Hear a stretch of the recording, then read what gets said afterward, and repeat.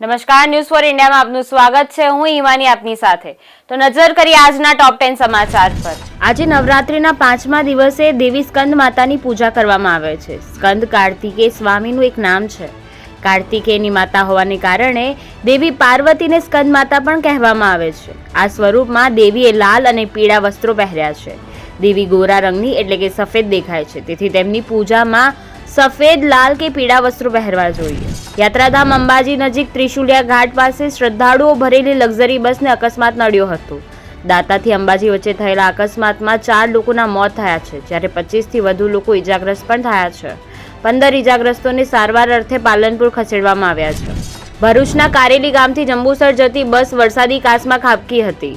ચાંદપીર દરગાહ પાસે વરસાદી કાચમાં બસ ખાબકતા બસમાં સવાર 15 જેટલા વિદ્યાર્થીઓ ઇજાગ્રસ્ત થયા હતા. ઇજાગ્રસ્ત વિદ્યાર્થીઓને જંબુસર રેફરલ હોસ્પિટલમાં સારવાર અર્થે ખસેડવામાં આવ્યા છે.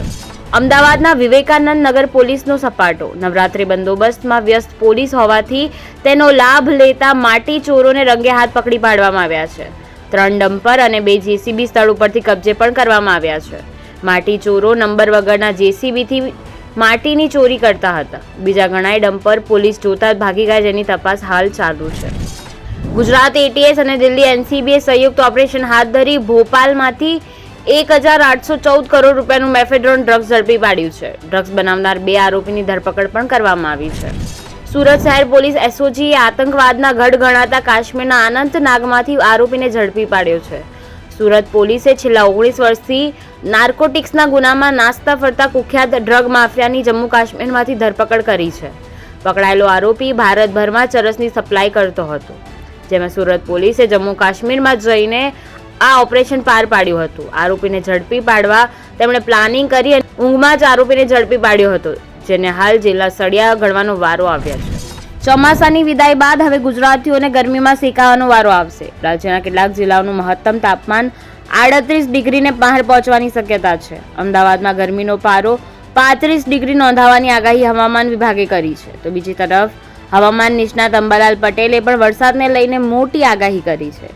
દક્ષિણ ગુજરાત અને દક્ષિણ સૌરાષ્ટ્રમાં વરસાદનું અનુમાન કરવામાં આવ્યું છે. અરબ સાગરમાં સિસ્ટમ સક્રિય થતા વરસાદની શક્યતા વ્યક્ત કરવામાં આવી છે. આગામી 14 ઓક્ટોબરથી વરસાદી રાઉન્ડ શરૂ થઈ શકે છે. બંગાળની ખાડીમાં વાવાઝોડાની સંભાવના પણ વ્યક્ત કરવામાં આવી છે. મધ્ય ગુજરાતમાં પણ હળવાથી મધ્ય વરસાદની આગાહી કરવામાં આવી છે. તો અમદાવાદમાં ભારે વરસાદી ઝાપટા પડવાની શક્યતા છે. તેમજ ઉત્તર ગુજરાતના કેટલાક ભાગોમાં વરસાદી શક્યતાઓ વ્યક્ત કરવામાં આવી છે. રાષ્ટ્રપતિ દ્રૌપદી મુર્મુ અને વડાપ્રધાન નરેન્દ્ર મોદીએ માલદીવના રાષ્ટ્રપતિ ડોક્ટર મોહમ્મદ મુઇઝીઝુનું રાષ્ટ્રપતિ ભવનમાં સ્વાગત કર્યું હતું. માલદીવના રાષ્ટ્રપતિ મોહમ્મદ મુઇઝીઝુ રવિવારે નવી દિલ્હી પહોંચ્યા હતા. ગયા વર્ષે મુઇઝીઝુએ રાષ્ટ્રપતિ પદની ચૂંટણી દરમિયાન ઇન્ડિયા આઉટનો નારો આપ્યો હતો, જેના કારણે ભારત અને માલદીવ વચ્ચેના સંબંધો બગડી ગયા હતા. સત્તામાં આવ્યા પછી મુઇઝીઝુએ ભારતીય સેનાને પણ માલદીવથી પરત મોકલી આપી હતી. જોકે ચીન સાથે નજીકના સંબંધો રાખતા મુઇઝીઝુને હવે ભારતની તાકાતનો અહેસાસ થઈ ચૂક્યો છે. અમેરિકાના લાસ વેગાસમાં એક ભયાનક દુર્ઘટના ટળી છે. અહીં લેન્ડિંગ દરમિયાન ફ્રન્ટિયર એરલાઇન્સમાં પ્લેનમાં આગ લાગી હતી. વિમાનમાં 190 મુસાફરો અને 7 ક્રૂ મેમ્બર સવાર હતા. સદનસીબે કોઈને ઈજા થઈ ન હતી. તમામ મુસાફરોને સમયસર વિમાનમાંથી સુરક્ષિત રીતે બહાર કાઢવામાં આવ્યા હતા. હિઝબુલ્લાહે રવિવારે રાત્રે ઇઝરાયેલના હાઇફા શહેરમાં હુમલો કર્યો હતો. હિઝબુલ્લાહે પ્રથમ વખત ઉત્તરી ઇઝરાયેલના શહેરને નિશાન બનાવ્યું છે. આમાં ઓછામાં ઓછા 10 લોકો ઘાયલ થયા છે. હિઝબુલ્લાહે તિબેરિયાસ શહેર પર પણ હુમલો કર્યો હતો. આમાં એક વ્યક્તિ ઘાયલ થયો હતો. સાથે જ હિઝબુલ્લાહે કહ્યું છે કે ઇઝરાયેલના કાર્મેલ મિલિટરી બેઝને પણ નિશાન બનાવ્યું છે. ઇઝરાયેલના અધિકારીઓએ જણાવ્યું હતું કે હિઝબુલ્લાહે રવિવારે લેબનોનથી 120થી વધુ રોકેટ છોડ્યા હતા.